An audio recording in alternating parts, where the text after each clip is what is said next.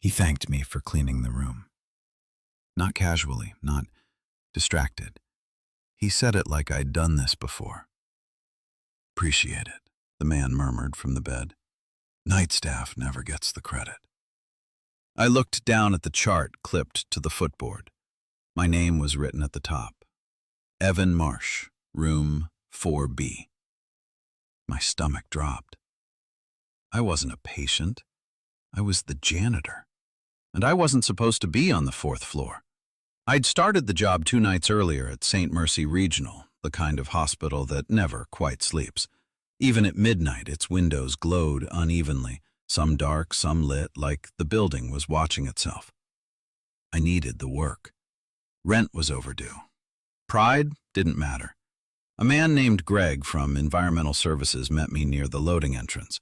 He looked tired in a way that suggested it wasn't temporary. He handed me a badge, keys, and a laminated task sheet. "Overnights are simple," he said. "Floors 1 through 3, then 5. I scanned the list. "What about 4? Greg didn't answer right away. His eyes flicked to the hallway, then back to me. "You don't go there," he said. "Ever." I laughed once, waiting for the joke. It didn't come. "If the elevator stops on 4, he continued, voice low, "you don't step out.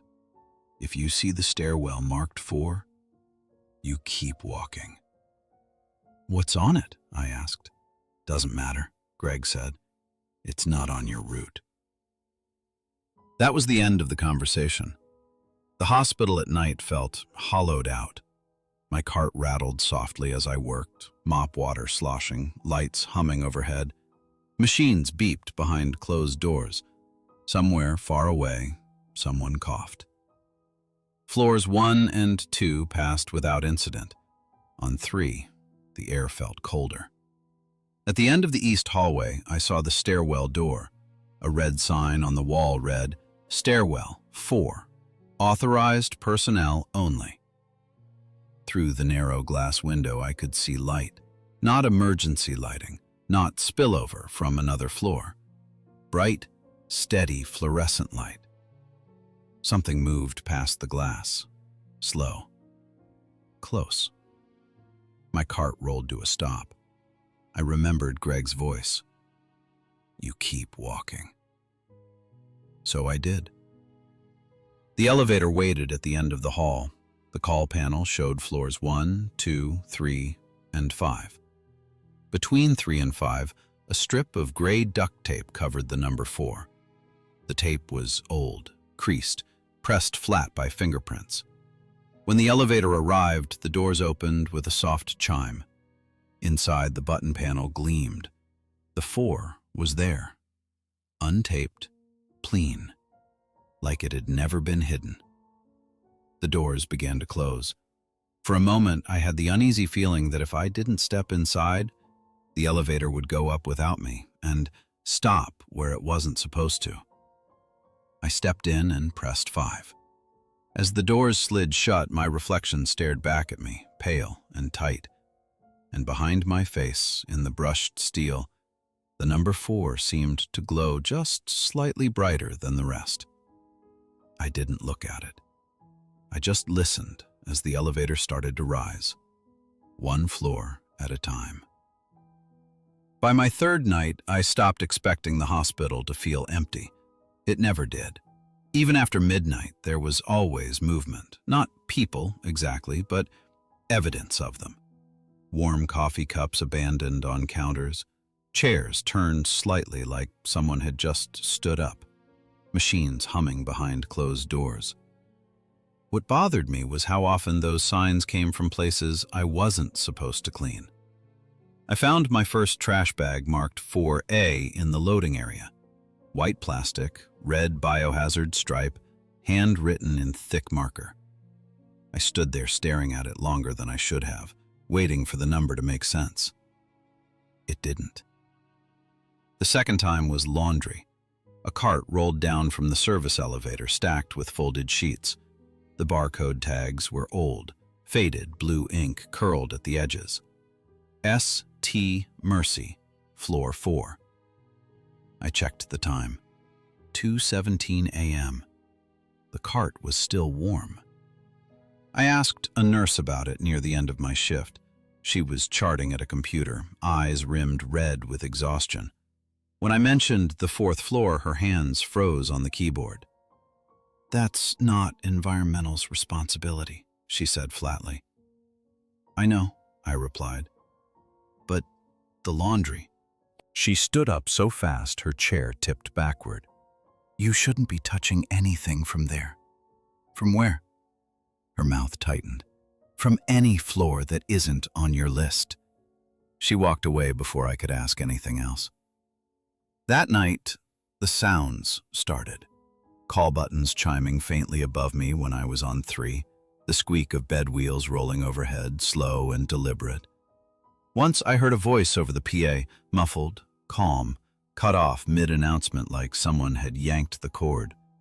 The elevator began acting strange too. Doors lingered before opening. The display flickered between numbers. Once, just once, I could have sworn it flashed 4 before correcting itself. I told myself it was an old building, old systems, nothing supernatural, just neglected. Then I found the mop bucket.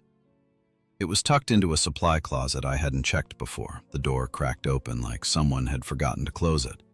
A handwritten label hung from the handle. 4th floor, night shift. The water inside was cloudy, still warm. I stood there, mop in hand, heart pounding, listening. Somewhere above me, something rolled slowly across tile. When the elevator chimed behind me, I turned without thinking. The doors were open. Bright light spilled out, too bright for a service shaft, too steady for a glitch. A hallway stretched beyond the doors, clean and polished, with fresh signage mounted on the wall, black lettering on white plastic. 4B, patient rooms.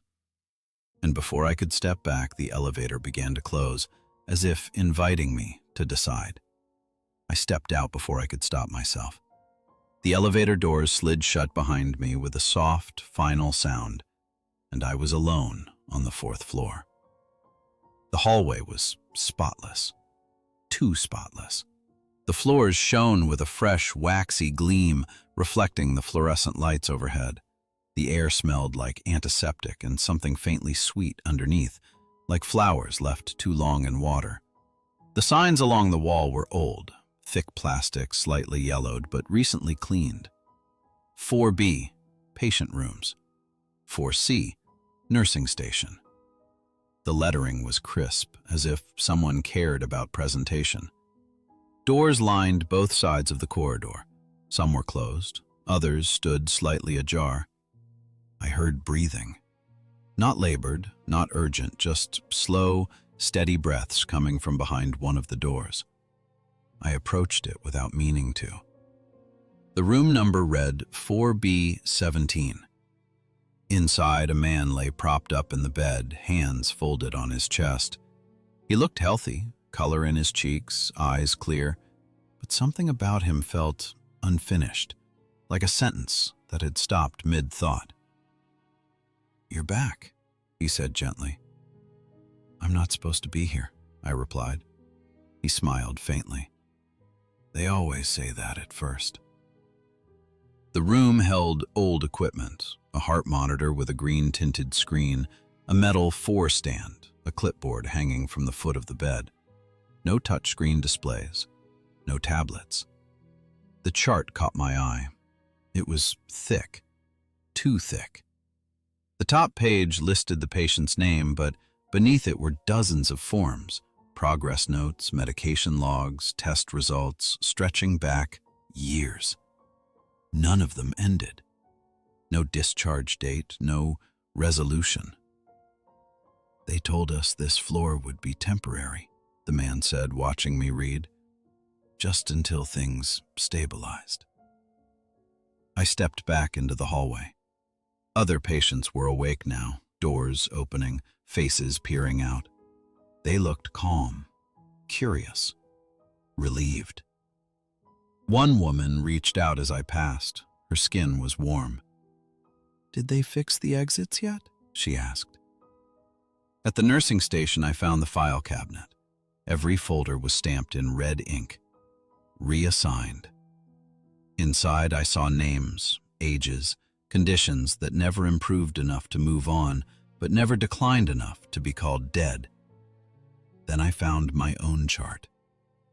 Evan Marsh, room 4B17. Admit time, 11:46 p.m. tonight. My hands shook as I set it down. Behind me, the intercom crackled to life. Static hissed, then cleared. A calm voice spoke, practiced and professional. "Environmental services requested on floor 4. There was a pause. Then the voice said my name.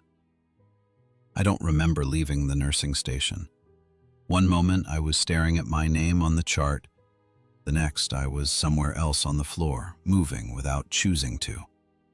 The hallway felt narrower now, the lights humming louder like the building was leaning in to listen. I tried the elevator. The call button lit up, then went dark. The doors didn't open. A red notice had been taped over the panel, curling at the edges. "Out of service. Use stairs." I laughed under my breath, sharp and brittle. Of course. The stairwell door opened easily. It led somewhere it shouldn't have. Instead of concrete steps and emergency lighting, I found a narrow administrative corridor lined with filing cabinets, old ones, metal, labeled in black marker. Admissions, closed cases, administrative holds reassignments. I pulled one open. Inside were patient files, thick, swollen with paperwork. Every chart followed the same pattern. Initial intake, treatment plans, notes that trailed off mid-sentence, and then a stamp, heavy and final. Reassigned, floor 4. No death certificates, no discharge forms, just containment. A note clipped to the front of one file caught my attention. Patient stabilized but non-resolving. Removal would increase liability. Liability. I understood then. The 4th floor wasn't for healing. It was for people who wouldn't get better, but wouldn't quite die either. People who complicated statistics. People who made reports messy. They weren't patients anymore. They were problems. A familiar voice spoke behind me. "You weren't supposed to read those." Greg stood in the doorway, badge crooked, eyes sunken deeper than before. He looked older than he had 2 nights ago. "You knew," I said. He sighed. "Everyone who works nights figures it out eventually." "Why janitors?" I asked. "Because you already clean up what nobody wants to see," he said. "And because the floor needs maintenance. If it's ignored too long, things drift." "What happens to them?" "They stay," Greg said. "And eventually so do you." The lights flickered. For a moment, the hallway reflected in the glass of a cabinet door, and I saw myself standing behind me. Same uniform, same badge, already mopping. I staggered back. Greg's voice sounded distant now. "It's easier if you don't fight it." The floor tilted. My vision tunneled. When I opened my eyes again, I was lying down. A curtain brushed my arm as it swayed gently.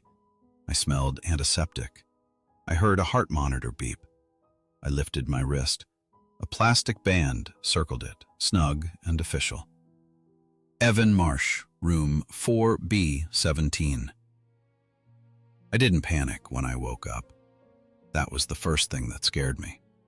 The ceiling above my bed was the same off-white I'd seen everywhere else in the hospital, cracked just slightly near one corner. The lights hummed softly, steady and familiar. My body felt heavy, but not weak, comfortably still. I swung my legs over the side of the bed. They obeyed. My feet touched cold tile. The room was clean, too clean. The chart hung at the foot of the bed, thick with forms I didn't remember filling out. My name sat neatly at the top. The time field blinked, then filled itself in.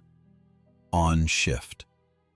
I stood, expecting alarms, shouts, something. Nothing happened. Outside, the hallway looked exactly as it had before. Patients sat up in their beds now, watching quietly, not pleading, not afraid. Waiting. A mop leaned against the wall across from my door. My hands found it without conscious thought. As I pushed the cart down the hallway, I understood the rule at last. The floor didn't stay open because of power or policy. It stayed open because someone tended it, cleaned it, acknowledged it. Ignored floors don't exist. Maintained ones do. The elevator chimed. Its doors slid open at the end of the hall, revealing a familiar sight. A nervous young man in a navy uniform, badge still stiff and new. He looked exactly like I had on my first night. He stepped out, hesitated, and turned to me. "Hey," he said quietly, "do you know if we're supposed to clean this floor?" The words came out of my mouth before I chose them. "You're not on this route," I said gently. "But it's okay. They'll explain." Relief washed over his face.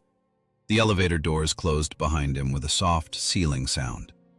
Somewhere far above us, a strip of duct tape was pressed back over a button. I dipped the mop into the bucket and wrung it out, watching the water cloud. The lights hummed. The floor stayed open. And my shift finally began.